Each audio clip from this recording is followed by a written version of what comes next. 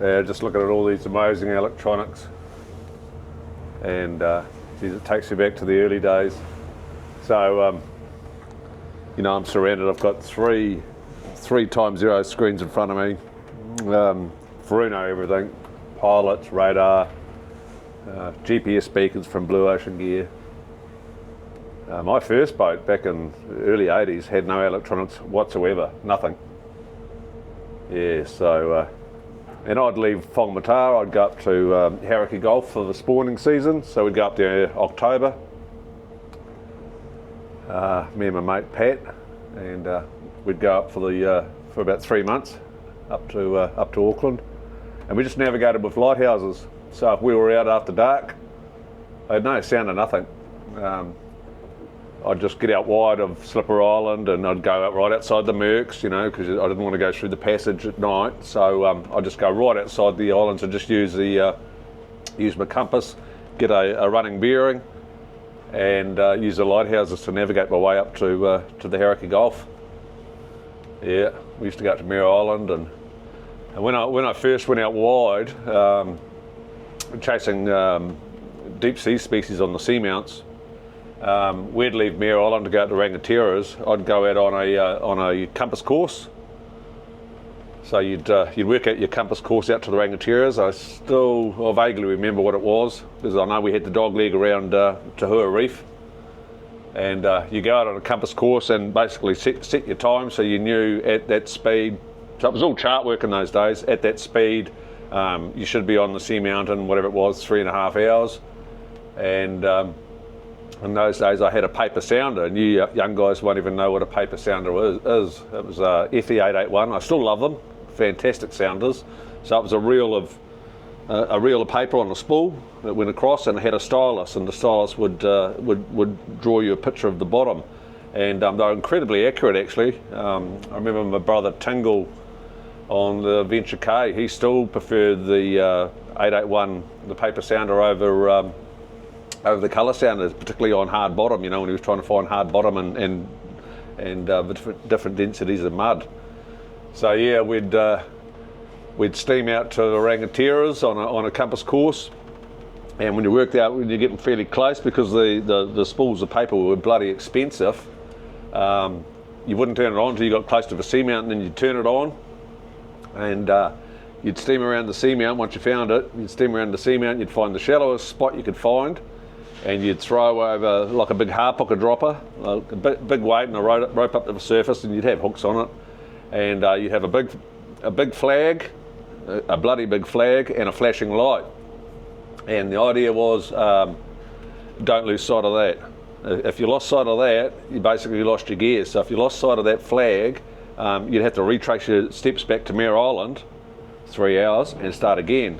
Come back on your compass course and try and find your gear. So that's how we did it. You just did not lose sight of that bloody flag, or it was game over. You'd head back to your original mark, and retrace your compass course. So yeah, it was bloody hard, and you knew the deckhand's job at night was don't lose sight of the flashing light. Otherwise you'd be going back to bloody Mare Island. Yeah, and you'd know early hours of the morning, you'd know when he was about to wake me up, you'd know if he'd lost sight of it, because all of a sudden the revs would pick up and you'd feel the boat moving around, because the bars would be steaming around trying to find the light before the skipper woke up. Yeah, so and then when GPSs came out, Furuno bought the first one out. It was like bloody, well, Space Invaders, bloody great big box. I forget what they were, GD something. Yeah, so they came out, and this is way before, you know, Time Zero came out, and I picked up Time Zero as soon as they came out. I started using Time Zero for its bottom mapping features. You know, I could draw my own maps. But what we'd do around a seamount was, I think we only had 4 or 5 different icons and they were just a set colour on the original GPS plotters.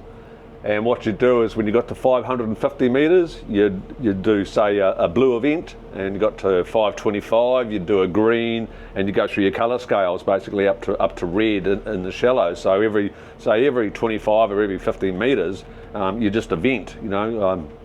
as you hit that level. And after a while, when you looked at your plotter, 2D, you'd see a circle of blue and a circle of green, and you basically slowly, over the course of a bloody long time, you drew a 2D picture of your seamount. And I've still got some marks for the Chatham Rise and that were done that way. So yeah, different colour for a different depth, and you just evented everywhere you went. And you'd slowly draw this picture of the seamount or canyon, and that's how we did it, guys. So you'd go, right, I want to shoot in 500 metres, so I'd go to the yellow lines, all the yellow events, and shoot along those yellow events. You knew that was essentially your contour. So yeah, that's how we did it. And in the early days, when the Furuno GPSs first came out, they were still using military satellites. And you knew, I think it was the Desert Storm, the original Middle Eastern war, well, not the original one, but at that time, you knew when they were bombing Baghdad, so to speak, because they would shut down the military satellites for the private sector. And I lost quite a few sets of gear, thousands of dollars worth of gear out at East Cape, because you'd shoot your gear and event it on the screen, and of course, if the military satellites were playing games, your information was inaccurate, or they'd just shut it down for 2 days and you couldn't find your bloody gear. So I lost a lot of gear through that when they were still using the military satellites. Yeah, so we don't know how lucky we are now with the gear we got. And of course, when Time Zero first came out, it was such a technical advantage for me because you could draw your own seamounts, and instead of if you did get very simplified charts in those days, they weren't accurate at all, and to be honest, aren't to this day. I mean, the new generation of Time Zero they're incredible, but those original charts were bloody way off, and there's still seamounts that I know of, I won't say where, around New Zealand, where they're 15 to 20 miles away from where they are on the electronic charts. I know where they are, but yeah, and there's still seamounts, even though we've got all this incredible mapping, I still know of seamounts that don't appear on any charts. Yeah, obviously won't say where they are, but yeah, there's still seamounts around that no one knows about. Definitely, yeah. So yeah, the good old days. Yeah, compass course and running fixes and when I got, I think it was my third boat, Vanguard, in those days, we had 72-mile radars, and that was why, because we didn't have GPSs. If we were working the outside seamounts, we were taking fixes off Motiti Island and Mare Island and Town Point using a 72-mile radar, and that's why we had these huge bloody radars, or huge range on these radars, is we'd take fixes off different bloody land features, so we could be 30, 40 miles offshore, and you'd take fixes off different landmarks and to fix your position out on the seamounts. And of course these days, you only need a 12-mile radar. You don't really need the huge range because you've got GPS. But in those days, a 72-mile radar was crucial. I mean, should I remember my first one? It had such a big bloody scan, it was like a helicopter. Yeah, so we're very spoilt these days, very spoilt with the electronics we have. And of course, it's a technical advantage, if you've got the latest gear from electronic navigation from Furuno, you've got the advantage over your competition.